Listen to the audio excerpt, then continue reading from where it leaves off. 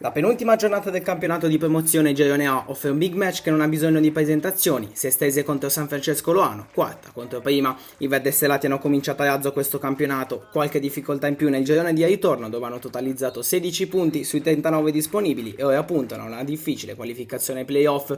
Gli ospiti invece non si sono smossi un attimo dalla vetta giudicandosi il titolo e la promozione in eccellenza 2 giornate in anticipo con numeri da capogiro: 60 reti con una media gol di 2 marcature a partita e miglior difesa con ben 18 gol subiti.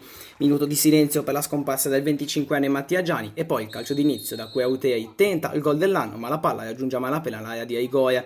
Dopo un buon fraseggio la Sestese va al cross con Chiarabini, ci pensa il difensore ospite a liberare l'area e deviare in angolo, dove Sighieri serve Tecchiati ma di testa non impensierisce Baralli. La terza emozione della partita è firmata Sighieri che si libera al tiro e ancora l'estremo difensore ad accogliere con piacere il pallone. Al 17esimo i verdestellati combinano la frittata quando Iannicella con un retropassaggio serve praticamente un assist per l'avversario, il centravanti Andrea Rocca ringrazia e porta al punteggio sul risultato di 0-1.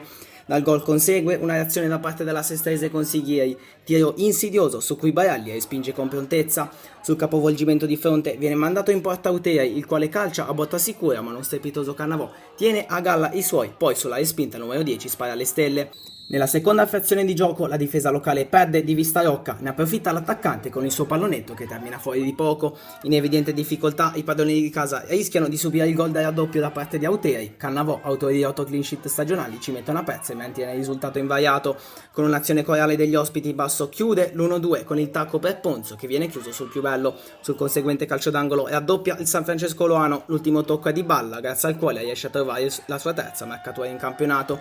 Al 64esimo Auteri si incarica dalla battuta del calcio piazzato, prende la mira verso il secondo palo e cala al tris mettendo in cassaforte il match. Escono dall'apnea gli uomini di Valmati, Chiarabini si carica la squadra sulle spalle provando ad accorciare le distanze ma Baralli dice che di qui non si passa. L'estremo difensore si ribadisce con un altro grande intervento sempre su Chiarabini. Nella stessa azione riparte in contropiede il San Francesco Loano con il suo bomber Edoardo Totaro, straripante falcata che si conclude con il tiro in porta parato da Cannavò e sulla respinta il classe 2004 deve solo svettare di testa per siglare il quarto gol a favore della formazione savonese.